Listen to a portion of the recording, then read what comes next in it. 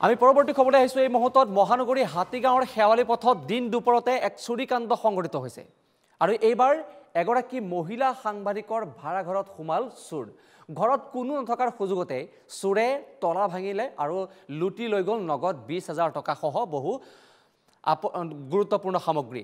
হাতীগাঁৱৰ শেৱালি পথত দিন দুপৰতে চুৰিকাণ্ড সংঘটিত হৈছে। এগৰাকী মহিলা সাংবাদিকৰ ঘৰত চোৰ সোমাইছে আৰু ঘৰত কোনো নথকাৰ সুযোগত চোৰে প্ৰৱেশ কৰি তলা ভাঙি বহু গুৰুত্বপূৰ্ণ নথিপত্ৰৰ লগতে আচবাব ভাঙি মোবাইল পৰ্যন্ত লৈ উধাও হোৱা পৰিলক্ষিত হৈছে। নগদ 20,000 টকা লৈ উধাও হয় চোৰ।